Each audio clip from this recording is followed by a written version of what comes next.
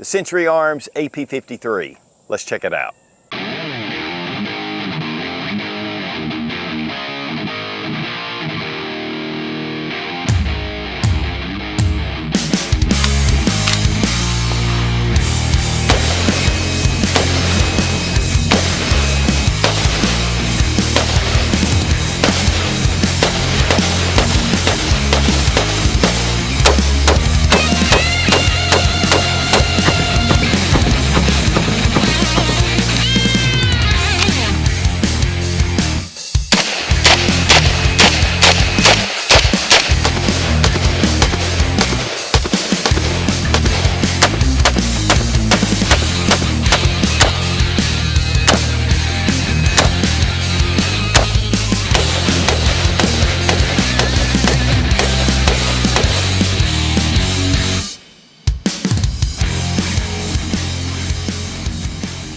Guys, I'm a huge fan of roller lock actions, and of course HK has been the king with their G3 in 308 or their MP5 in 9mm. I mean, they're legendary. But one that is lesser known is their HK33, which is in 556. Well, Century Arms has started importing the AP53. Now this is made by MKE out of Turkey, but it's made on licensed HK machinery and blueprints. The 556 version has been very difficult to find.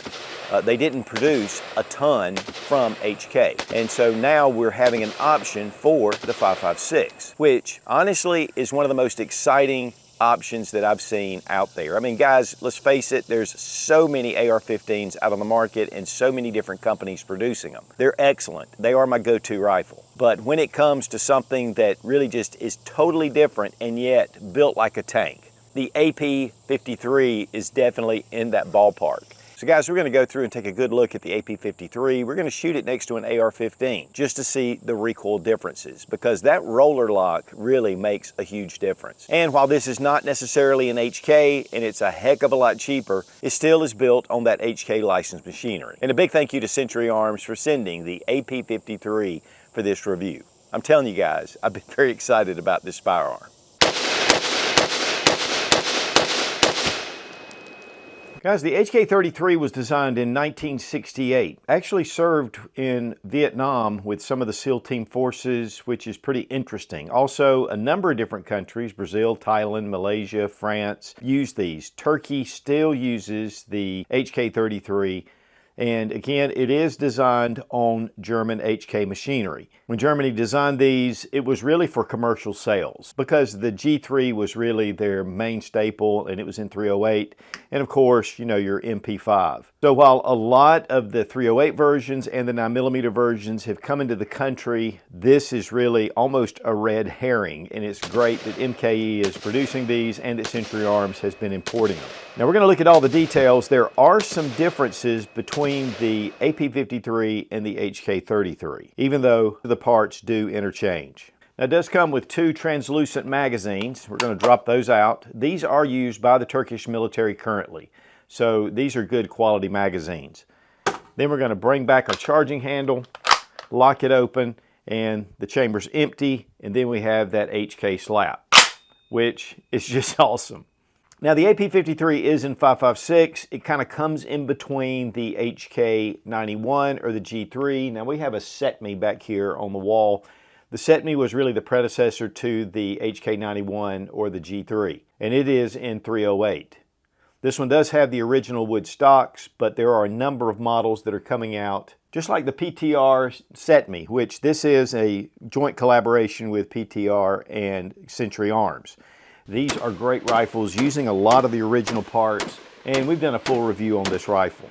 But maybe even more popular are their MP5 clones, and this is a MKE as well, and this is one of the Century Arms AP5s.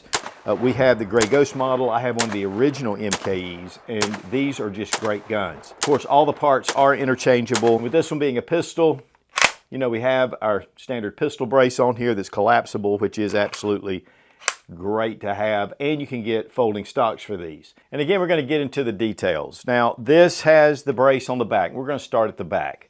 It's very similar to your standard AR-15 stock, but it is a brace and it's really thin at the end. and then you just bring this down to adjust it. And very simple. I'll probably change this out if I don't SBR it, which I'm really considering doing, because this is such one of those iconic firearms and it just really needs a stock on here. One cool thing is you can get aftermarket stocks and adapters, and so we're going to talk a little bit more about that in a second. But you do have your standard A2 buffer tube right here, and we have our castle nut. And they do have end caps that actually have Picatinny rails if you want to put some kind of folding brace or something like that. So there's a lot of options on this end, but there are some modifications that possibly you'll need to do. The barrel is 8.3 inches in length, and it is cold hammer forged, which is typical for your HK firearms. Overall length with the stock collapsed is 22.3 inches in length. Now this is compatible with your HK trigger housings, and it does have the Navy style assembly inside, and it is ambidextrous. And so you have safe and fire. Of course it has 3-round burst, and then it has full auto. It doesn't go up to that, unfortunately. And then we have the same on the other side. This is a little bit too red for me. I would like for them to have toned that down, maybe to more of a maroon color or what HK uses, but it still works. The safety is a little stiff, and that will work its way out as you manipulate the safety. The texturing on the trigger housing in the group is pretty slick. I mean, it's not like slick to where, you know, it's not doable. I mean, you definitely have a grip to it, but I like the HK texturing a little better. It's a little more aggressive, but overall this is an MKE. And inside it does have the standard HK33 trigger assembly. So any parts that you're going to change out are going to be compatible with your HK.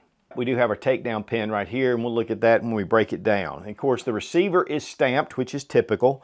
It looks like it's very well done.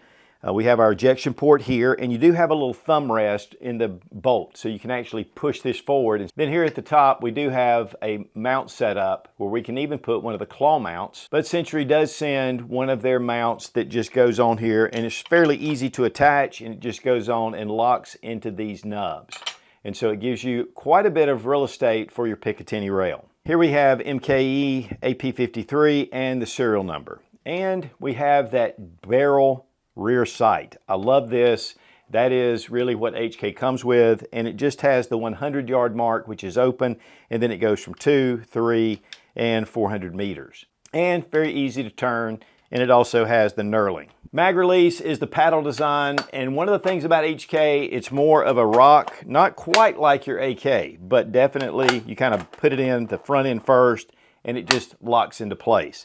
There is a mag release right here. It's a little bit stiff, but you can get those magazines out.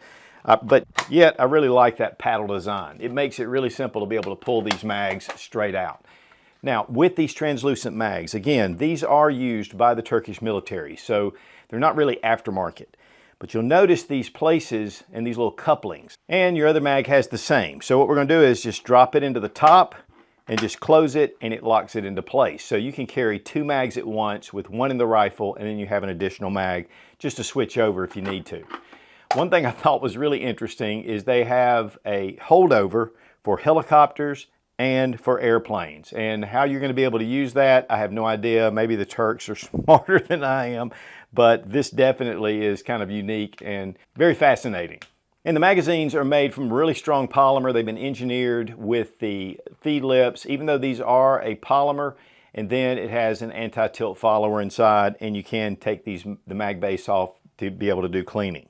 Now, one guy was talking about the AC Unity mags. They're about $16, which is a really great price for these mags. I believe these run $29.99, and your HK33 mags, the original steel mags, are $69.99. So these are a great in-between, but from what I understand, the AC Unity mags work pretty good. I think there are some Pro mags out there, but I'll just be honest with you, I'm not a big fan of Pro mags. I haven't had all that much luck with them. Now, the handguard that they've attached is to your MP5. It's a little bit of that fat feel to it, and it really gives you a good grip on that forearm. One thing though is that it does get a little warm back here, so be careful not putting your hand right in here. Keep it up front, but there are other options. In fact, there are some Picatinny rail options that are out there that are pretty cool that you can add to this. So it's one of the great things about this rifle is even though this was designed in 1968, there are a lot of parts and accessories and upgrades out there. The front sight, it is protected and it's just a post and it works really well with that rear barrel sight. And then we have our 4-prong flash hider. Now this does have a spring, but we have our flats here so we can take this off. One thing about this flash hider is that it does have a ping to it. And so while you're shooting it, and you can hear it while we're shooting, it has this ping that goes off, and that just has to do with the harmonics of the fingers that come out of the flash hider. We're going to take our wrench, we're going to go ahead and take this and pull it off. Actually pretty simple to do. And it has a detent in here that keeps it from coming off. And then it goes past those little teeth, and then it makes it a little easier to pull off. They've got those threads on there. They're pretty long. Now we have 1/2 by 28 threads, so you can put a muzzle brake on here. You can see these little teeth. They look, they've been worn just a little bit.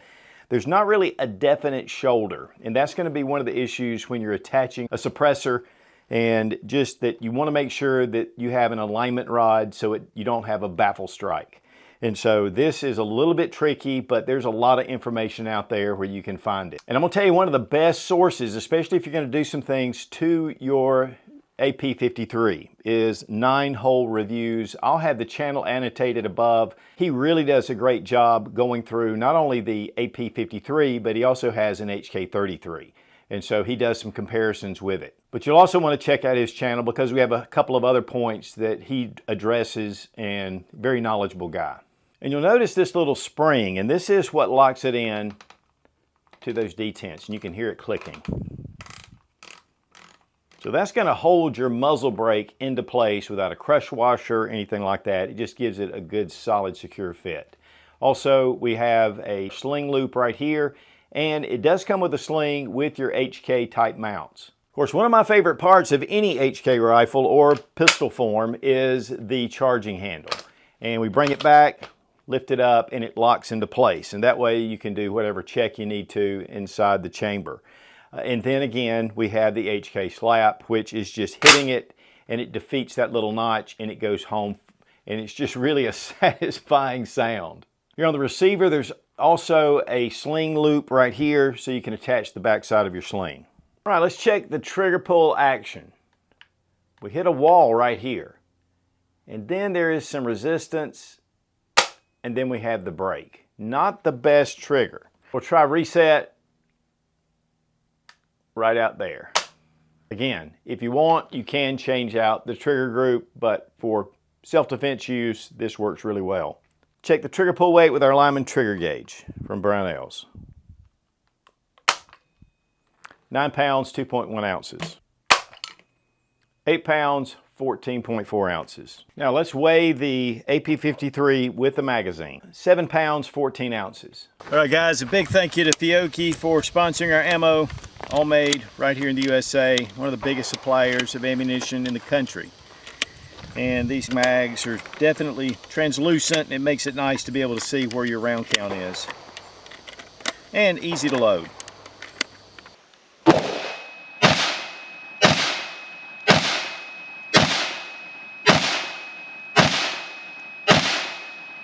Well guys, we have the Century Arms AP53, and this is an HK33 clone, and it's made by MKE, which they are made on HK licensed machinery. That roller delay is so sweet, and it has the side charging handle. You can bring that back, lock it in, and now you can do the HK slap. Your HK mags, and then of course that's just a beautiful thing.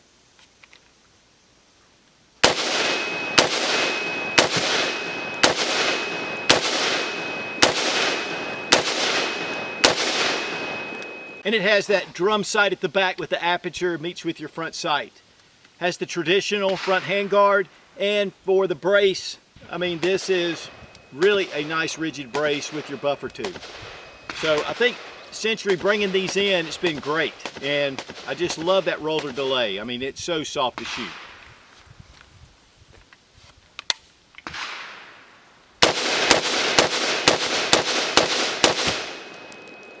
telling you guys, the roller delay is so smooth, and with 5.56, this makes this a super smooth shooting firearm. Well guys, we're going to shoot one of the Springfield Armory Saints, and this is in 5.56. It's an AR-15 direct impingement gas system. And we're going to compare it with the AP53 just to see the difference.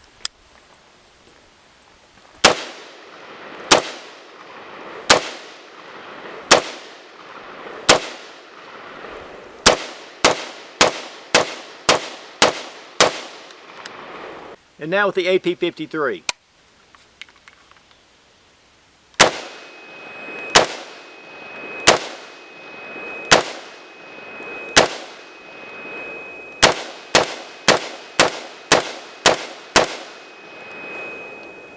I'm going to tell you guys, AR-15s are pretty soft to shoot. You know, it's 5.56, but this is definitely smoother. It's less that comes back even into your shoulder. There's a little bit more. You can feel the roller action going on up front. But overall, I mean, this is so smooth to shoot.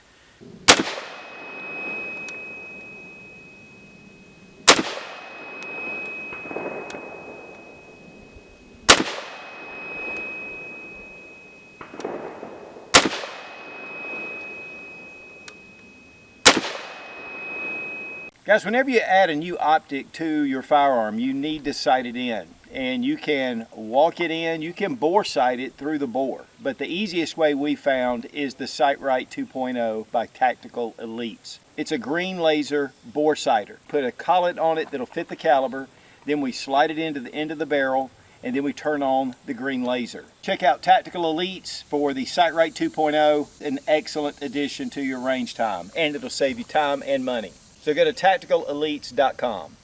Now we're going to disassemble the firearm. So first thing we're going to do is drop our magazine, go ahead and recheck our chamber, make sure that it is empty. And we're going to take a bench block, we're going to pop it up here just to give us a little bit of room. Now back here at the end of your receiver, you do have your takedown pin. So we're going to pull this out, and there it goes. And there is a small little spring here that keeps it into place. And then here at the front, we're just going to push this pin out as well. Now once this pin's removed, you can pull off your butt cap, and it comes all the way out. We do have our recoil spring and guide rod. This is set up more like your HK91 or your Setme clones, the C308s, but this is detachable in your standard HK33. And so if you're going to change out your buttstock, you need to be able to have one that actually is removable, because you're going to have to change out your cap for the stock setup, and that's for the stock assembly. Again, check out 9-Hole Reviews, and I'll have it linked down below in the description as well. He gives a lot of information, and I think he actually transforms this, and there are a couple of other guys that are doing that. And next we're going to remove our trigger group. Now this has your standard HK design parts. They are interchangeable. In fact, you can take an HK trigger group and insert it into this upper receiver. Now to remove the bolt, just go ahead and take your charging handle, just pull it out. The bolt's going to shoot out the back. But talking about a heavy mass bolt. Now here you see the rollers, and this is that roller delay blowback. The rollers actually, when they're locked into place, they pop out. And then once the gun's fired, they just hesitate just a second, and that's the delay. And then they collapse into the side of the bolt, and that allows it to go back. And it does make the gun shoot softer. And then to take out the bolt, you just turn it, and it allows you to pull off the bolt face, and we need to because we need to clean it. And then here is your firing pin, and then you just turn it and it's locked into a key. So again, all these parts are HK compatible, and you can change those out. Here's your extractor, and it's part of the key system when you're turning the bolt in and out. And guys, that's all you need to do to field strip. For reassembly, we're going to take our firing pin, put our spring back over it, put it into the firing pin housing. Now take your bolt, and you'll notice that there is a small detent right there, a little key. And so you'll notice that it's the same on your firing pin. So as we put it in, we're going to slip it into the bolt and then turn it counterclockwise. And so you want it flat, just like this. But also, you take your bolt, and you can see that it goes in one way into the firing pin. Now we're going to turn it, and there's a key here. This is almost like a puzzle. So you put it in, and then you go forward. Now, there is the extractor right here. It's pretty heavy. You can see that it's blocking the passage. So what I like to do is just take this. Now, some people can just push it. For some reason, I'm having little issues. But as we bring that up, it allows for it to bypass the extractor. Now, you want to make sure when you're bringing your bolt around that it goes to the front end of the bolt assembly, and that allows for the rollers to depress. If you push it all the way in, the rollers will stick out. You can't even reassemble it. Just like that, they're popped. So you need to be able to turn it and then just pull it out. And that way you can get it in there and then just lock it into place. Next, we're going to take our bolt assembly and we're going to set it back into the receiver. Let's go ahead and put on our trigger housing. And I'm going to go ahead and put that first post in just to lock in the trigger housing. Then we take our butt cap with our recoil spring and put it in. Now this goes over the outside of the receiver. Get it lined up. Take your pin, pop it back in. Going to test for function. Oh yeah, we're back in business. I love this. Now, keeping your firearms maintained and cleaned is vital. Otis makes some of the best cleaning equipment out there. They make a number of different kits that are dedicated for different rifles, pistols. They also have Shooter's Choice, which makes excellent CLP and bore solvent and different cleaning materials. The Ripcord is one of their signatures, and there's a whole system based around it. They are suppliers to the U.S. military. So check out Otis Technologies, highly recommended, and we want to thank Otis for being a sponsor of the channel. All right, it does come in a nice hard case. All right, we have the owner's manual, AP53, 2 magazines. We do have a cleaning kit and just has your brushes. Also, I've got the mounts for the scope mount right here, just some of the screws. This come with a Picatinny rail mount, and it has a sling. Now the MSRP on these are $16.99 without the pistol brace, and with it I think it's $17.99. Of course, market price, you can typically get it for less. And compared to your HK33, they're running around $5,000. I've seen a number of them on Gunbroker. Some of them are actually build kits. And so with this, I mean, you're getting an excellent firearm, even if you have to do a few modifications to it. But overall, it's been very reliable, and there are parts out there. So what are the pros and cons? First off, a huge pro is that this has been pretty much unobtainium for a while. I mean, again, you can get them and you can have a build kit put together, but they're around $5,000. And here we've got a complete rifle that is built on HK machinery. Yes, there are some differences. There are a few quirks that if you're going to add a stock to it or you're going to SBR this, you know, it's going to take a little bit, but parts for the HK33 are not as available as they are for the G3 clones, the SETMEs, or the MP5 clones, but there are a lot of parts out there. These are still being produced by HK in Germany, and of course they're still being used by the Turkish military. And they've served militaries all around the world. The roller delay blowback, I mean, it is soft to shoot. It just really tames the recoil. It makes it a really nice recoil impulse. Stamped receiver, I love that they have the barrel rear sight and then that front hooded sight. Now the translucent magazines are coming in at about $29.99, but if you want the original HK mags, they're over $60. But again, there are some aftermarket mags out there, and some of them are turning out to be pretty decent. We do have our scope mount, which is a big plus. Being able to put a stock on here just in itself is a great option. I think one of the downsides is the 4-prong flash hider. First off, it does make that ting. Secondly, there's no shoulder on the end of the barrel here behind the threads, so that is a little bit of an issue when you're putting on your suppressors. You've got to really get a bore alignment to get that suppressor lined up. Also, having the attached recoil spring, just like your G3, but this was designed to have the recoil spring and guide rod that comes out. And so if you're going to change this out to a different type, either stock or certain type braces, that could be something you're going to have to do some modifications. But again, there's a lot of parts compatibility. You can change this trigger group out without any problem with an HK trigger group. The red here is kind of cool, but it's a little bit bright. And I would like to see maybe that toned down a little bit.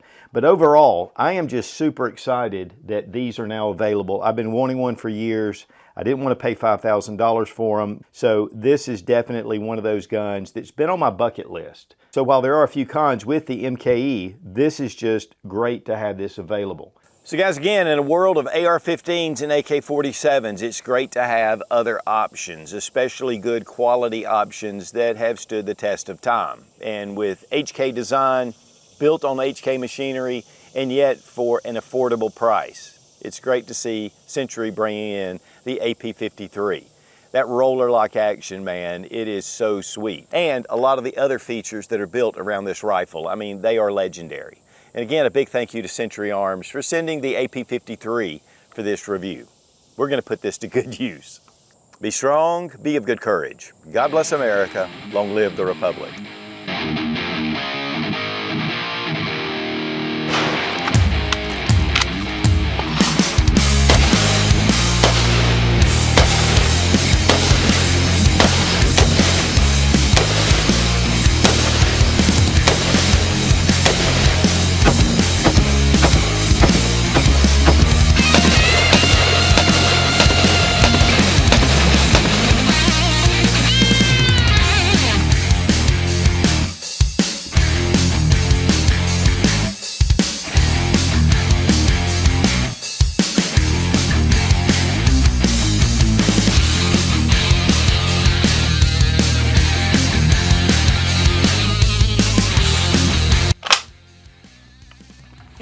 Okay, let's do that again.